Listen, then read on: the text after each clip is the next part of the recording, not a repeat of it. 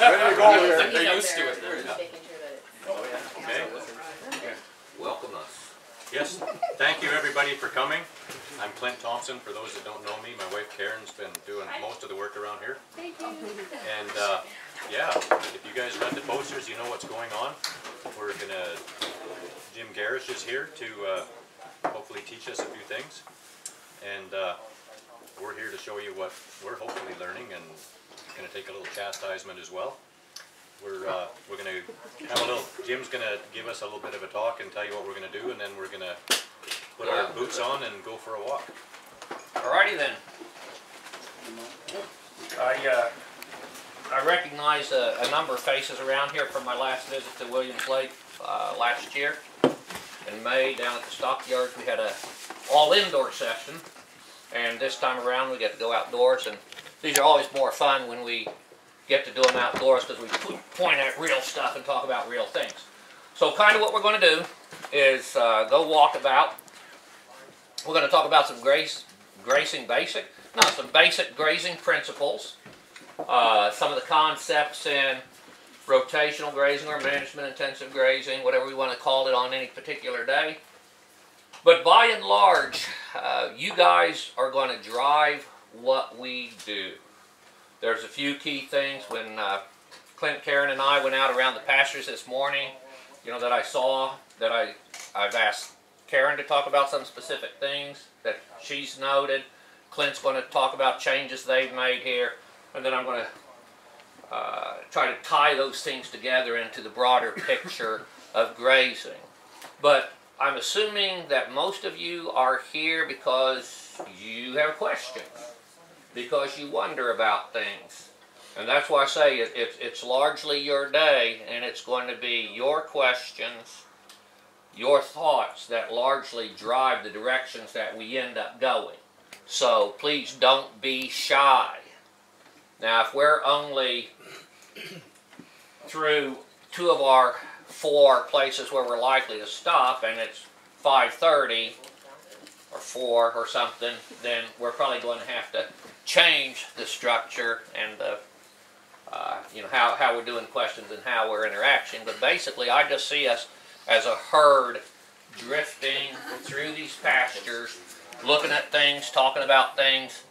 I anticipate that we're probably going to be out there till about 5. If you guys are really shy, you know, we might be in a little sooner. Anybody who has been around me and knows me from conferences and things, you've probably figured out that I can talk for an extended period of time, days and days. I can do that. Even I get tired of hearing myself talk, though. So with no further ado, unless there's logistical questions or something like that, we're going to head out. We're going under the road here. Clint will kind of guide us around. There was already the questions of, you know, the toilet facilities, and the toilet facilities there are trees and rocks and, you know, knolls and hollows and things of that nature. Beyond that, if you have to run all the way back to the house, good luck on that. So, logistical questions before we go. Just a comment. We do want you to sign in if you haven't signed in. Obviously, you heard about it, but if that doesn't mean you're going to hear about the next one unless we've got your name on the list. So, always a good idea to sign up. If you're a member of BC Cattlemen through your local, you're on our list. If you've given them an email and a mailing address, but if you're not, if you found out somehow, make sure you get it on there, and we just want to know who is here too. So please sign up sometime. It's gone around, I understand. Yeah. Actually, before we do go out, again, I said there's a number of people I recognize who I know have heard me before. There's probably some people who've never seen me before, really don't know anything about me, and somebody just persuaded you should come to this. A little bit of background information.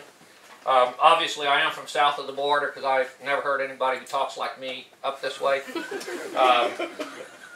I spent 22 years, 3 months on the University of Missouri faculty in beef, cattle, and grazing research. So that's where I'm often thought of as being a numbers guy. That's where some of the numbers come from, is all those years in the research business of actually measuring and analyzing stuff.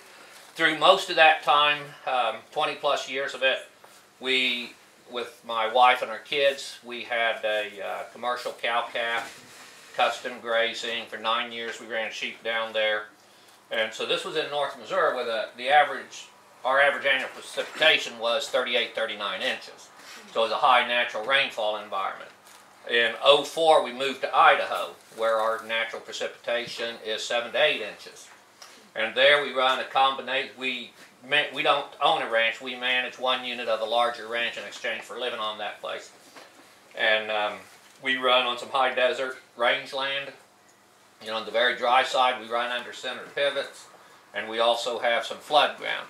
So I've had the privilege of working in natural high rainfall environment, now in the very dry high desert environment, under irrigation. And the key thing that keeps coming back to me is the basic principles of grazing management are the same across all those environments. It's just things happen more slowly on rangeland because there's less water. Those of you who irrigate know the more water within reason, because there is such a thing as too much water. Within reason, the more water you put out there, the more grass grows. Boom. I mean, that part of it's not rocket science. Water makes grass grow. You just know that you can turn more grazings. The irrigated land is more forgiving. You make a mistake of overgrazing an area one time in irrigation, and it's really no big deal. You can heal it pretty quickly. You make the mistakes of overgrazing in rangeland, and that can stick with you for years. The valley where we live in central Idaho had a long history of sheep grazing. Most of that ended 50 to 60 years ago, but we're still suffering the consequences of 50 to 90 years of overgrazing by sheep. And so it takes a long, long time to correct mistakes made in grazing in the drier part of the environment. You can change grazing management, and on irrigated land you will see changes happening in the first year. You will see big changes happening in 3 to 5 years. In 10 years, you might be looking at a totally different landscape and pasture environment than you ever thought was imaginable in your situation. On the rangeland, on the other hand, changing grazing management, making some positive changes, it might still be 5 to 10 years before you can really see, oh, I'm starting to make a difference. And it might be a lifetime before you heal the mistakes of the last 100 years. So don't expect overnight results in any environment or situation, but know that if you stick with it, you are going to make a difference. Some people, make a change in 2 or 3 years. They're doing things that they heard at a conference should work, that they've read in a book says should work, and you don't see it happening. Sometimes you just need a little more patience.